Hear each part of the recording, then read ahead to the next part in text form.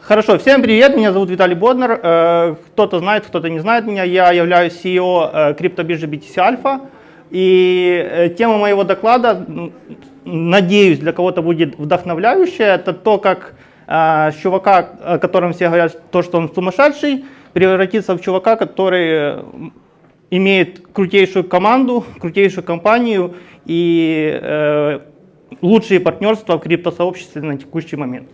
Итак, от 3 сотрудников до 3 офисов в Европе. Поехали.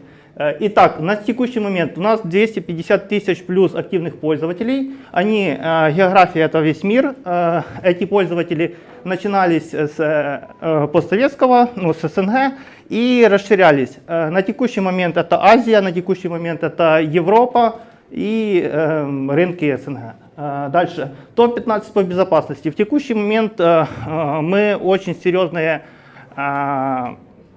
вливание делаем как финансовое, так и временное в безопасность. Мы есть на HackerOne. И по заверению HackerOne мы одни из крутейших платформ наряду с Binance и Bitfinex. CoinMarketCap топ-80 это можно проверить, это публичная информация. 3 офиса. На текущий момент у нас есть офис в Британии, есть в Эстонии. При получении эстонской лицензии, это было обязательное условие, мы получили, открывали офис для получения эстонской лицензии. И на текущий момент есть украинский офис, где ведется разработка. В ближайшем будущем будет открыт большой хед-офис на Кипре, с чем вы нас и поздравите. Поехали дальше. Так, как все начиналось? Начиналось все очень просто, и, как показывает практика, все начинается через боль и через ошибки. В 2012 году я познакомился с криптой, познакомился как простой пользователь, и я искал крутой продукт, который я бы хотел разрабатывать, который легко масштабируется. На тот момент я думал, это будет платежная система, но как-то меня судьба завела на форумы, и я нашел такую фишку, как биткоин. Для меня это было что-то сумасшедшее крутое. И это та вещь, от которой мурашки по коже идут, но ты рассказываешь простым людям, и тебя считают сумасшедшим полностью. И чем больше ты расскажешь, тем больше считают сумасшедшим. Я начал потихоньку это все вникать, так как все-таки вокруг меня очень умные люди, мы начали разбираться в этом глубинно, появились первые контакты по разработке в этом направлении, по майнингу, и мы аккуратненько это все разрабатывали. До определенного момента, пока я не познакомился с трейдингом. Трейдинг это мое все, я в трейдинге, криптотрейдинге, это важно, хорош. Я не беру денег в управление, но это у меня очень хорошо получается. И в свое время я заработал довольно большие деньги. И так получилось, что у меня не было ни одной отрицательной сделки. И в один момент путем ошибки у меня она случилась, я потерял большое количество средств. Это прям большое количество. И я начал анализировать, свел это все к 2 человекам, допустим, если есть я и человек, с кем я торговал. То есть, если я потерял, заработал ли тот человек, с кем я торговал? Можно тогда же вопрос в зал, кто понимает. Вот если свести трейдинг к 2 человекам, то есть убрать всех я и другой человек. Если я потерял средства, другой человек заработал? Абсолютно. Нет. Ни в коем случае, потому что очень важно, когда он вышел, он мог войти по невыгодной цене для меня, по невыгодной для него. Вопрос, когда он выйдет. И когда вот это я все понял, я начал искать все-таки 3-го, кто заработал. И это была биржа. И я просто фанатически начал писать бизнес-план. И в принципе, в 2013-м это все было готово, и мы очень жестко пошли в разработку. Жесткость нашей разработки, так как денег у нас относительно было немного, у нас было 3 чувака, 3 котика. Вот, морских 3 котика, которые работали над платформой. Параллельно мы повышали скилл в финансовых продуктах, так как все-таки крайне сложно было на тот момент найти разработчиков в этой сфере, и минимальный чек на 2012-2013 год, который я нашел, это порядка 300 тысяч на разработку, и в тот момент мы не могли себе позволить такие деньги отдать на разработку.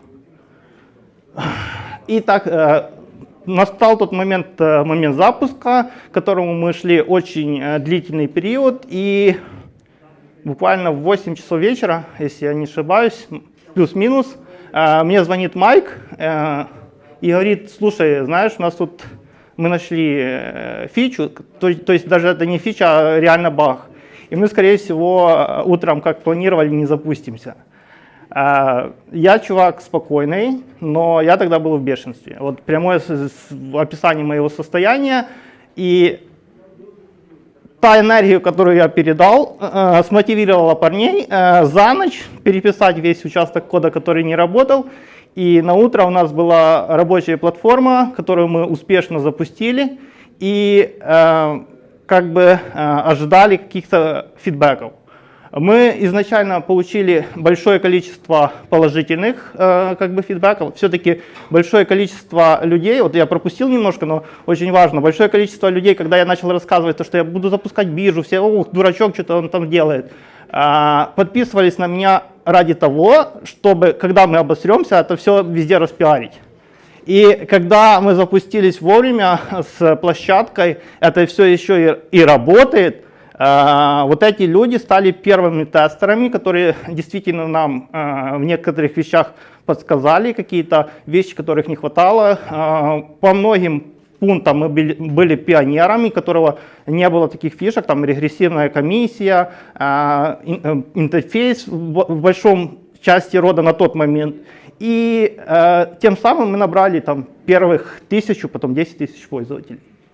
Так, и когда ты вот в этом криптосообществе, начинается первая синергия, это чуваки, которые движутся в то же самое направление. Для меня это была одна из первых конференций в Киеве, когда по поводу крипты еще вообще никто ничего не понимал, а Андрюха, который вот есть, Кир, да, Кир, Толик Каплан, который вроде хороший парень, но не всегда. Вот, к нему есть свои претензии. Вот. Соболь, чувак вообще мощнейший по смарт-контрактам. Вот это первая вообще такая интересная тусовка. И тогда я понял то, что есть люди, которые что-то в этом и понимают. Так, и как все было в 2017 году? В 2017 году на многих обрушились большие деньги, и ребята, которые не умели управлять вот этими средствами, создавали как бы большой поток, под которым не было никаких продуктов. И как результат мы там знаем потери ICO, мы знаем проекты, которые скамились, мы знаем там десятки, может сотни бирж, которые на текущий момент тоже скамились. Даже такой гигант, как MTGOX, который в тот момент был лидером рынка, они тоже пострадали отчасти из-за того, что у них не хватало качественного понимания рынка. То есть в MTGOX были и двойные сдачи, и были взломы, потери данных, и в конечном итоге это привело к взлому и потере всех средств, как они говорят, на этой площадке. Так, и дальше. Вопрос ICO. Вопрос ICO, он был очень острый, и доходило уже до каких-то смешных вещей. Это когда люди, не разбираясь ни в продукте, ни в ICO, ни в чем, ради того, чтобы получить выгоду, шли на открытое мошенничество. Вот такие штуки я люблю постить, всякие смешные. Вот плюс-минус в том мире так и происходило. Так, и теперь дальше все-таки к серьезным вещам, это командная работа. Как показывает практика, ни одна крутая компания не запустится без командной работы. И мне повезло построить крутую команду, то есть ребята, которые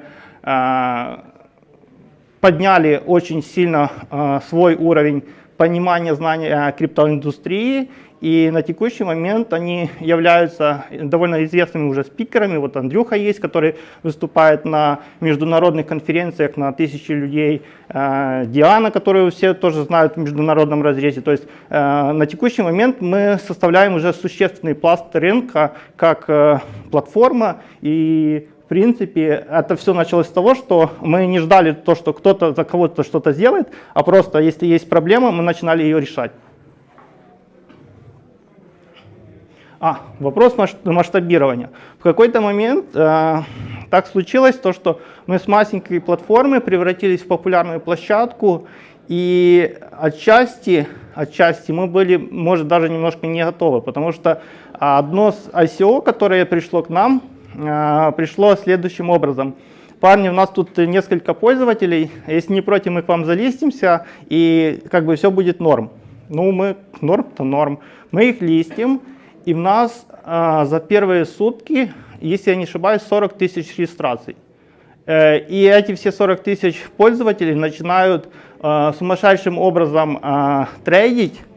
И помимо того, как оказалось, в этой монете был сильнейший конкурент, который вообще не жалел денег на DDoS, а так как мы были единственная площадка, которая обслуживала данную монету, мы ощутили там сумасшедшие DDoS, и это для нас там порядка 4 суток без сна, масштабирование серверов, налаживание всяких защит от DDoS и тому подобных вещей.